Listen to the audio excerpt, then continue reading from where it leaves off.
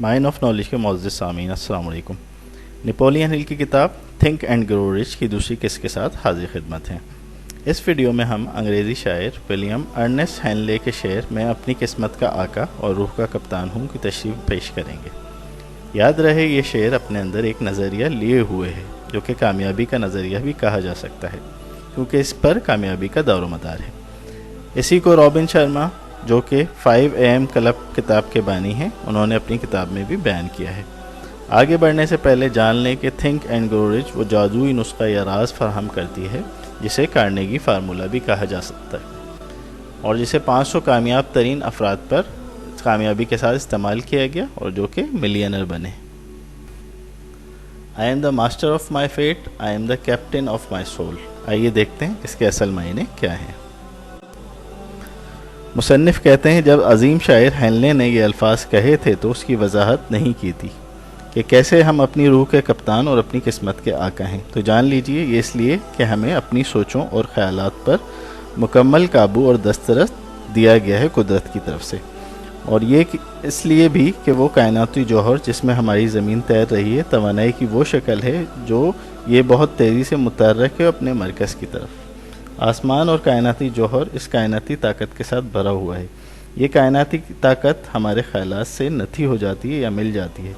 جس طرح کے خیالات ہمارے ذہن میں تخلیق پاتے ہیں وہ کائناتی طاقت حقیقت کے روپ میں ہماری زندگی میں ظاہر کر دیتی ہے۔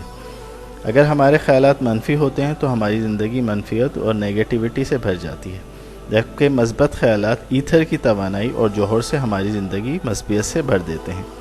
سامعین کرام، عام فہم اور سادہ سا اصول اور قانون ہے کہ اگر آپ منفیت یعنی حسد، ناکامی، مایوسی، بغض اور انتقام اپنے خیالات میں رکھیں گے تو آپ کو یہی اپنی زندگی میں ظاہر ہوتا ہوا نظر آئے گا، جبکہ کامیابی، امید، معاف کرنا، درگزر کرنا جیسے خیالات سے زندگی میں مثبت اور کامیابی کے دروازے کھل جاتے ہیں۔ یہی ہماری ویڈیوز جو دائیں لنک میں دی گئی ہیں اوپر ان کا بھی لب لباب ہے کہ آپ کے خیالات چیزیں ہوتے ہیں، وہ چیزیں جو آپ کی زندگی میں کامیابی اور ناکامیوں کا تعین کرتی ہیں۔ جیسے کہا گیا ہے تھاٹس آر تھنگ۔ یہ کائناتی طاقت و توانائی تعمیری اور تخریبی خیالات میں تفریق نہیں کرتی۔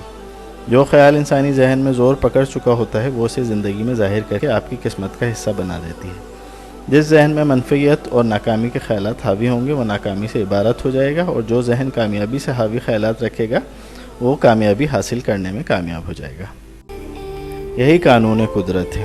دراصل ہمارے دماغ مقناطیس کی طرح ہوتے ہیں۔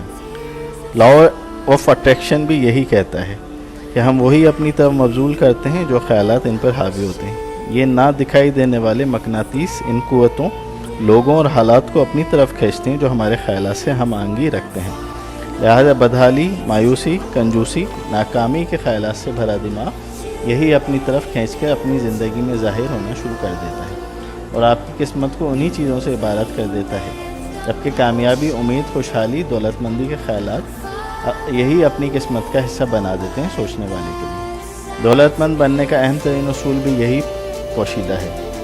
آپ کامیابی یا دولت جس کے بھی متلاشی ہیں، آپ کو ضرور اپنے مقناطیسی دماغ کو اس قدر شدید خواہش کے ساتھ متحرک کرنا پڑے گا اور دولت مند ہونے کا شعور حاصل کرنا ہوگا کہ آپ دولت اور کامیابی کے مستحق ہیں۔ پھر یہ شدید خواہش کے حصول کے لیے ضرور ایک حتمی منصوبہ بنائیں اور کب تک اسے حاصل کر لیں گے وہ شیڈول بنا کے ٹائم لائن بنا لیں۔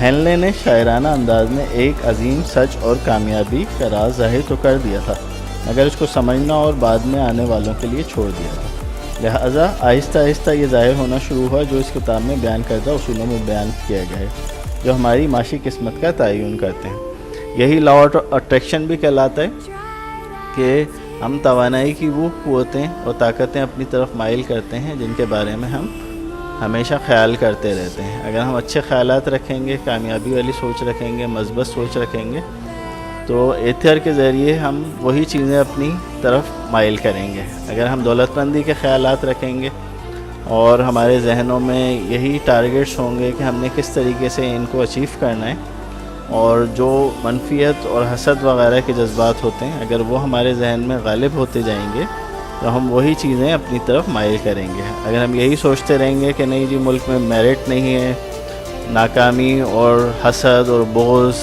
تعصب، یہ تمام خیالات خود ہماری زندگی میں پھر ظاہر ہونا شروع ہو جاتے ہیں اور ہمیں ناکامی سے دوچار کرنا شروع کر دیتے ہیں. یہی تھیم لا آف اٹریکشن کی بھی ہے اور یہی theme think and go rich میں نیپولین ہل نے بیان کی ہے. اگر ہماری ویڈیو پسند آئی ہو تو کائنڈلی چینل کو سبسکرائب کر لیجیے اور بیل آئیکن کو کلک کر لیجیے. Thank you.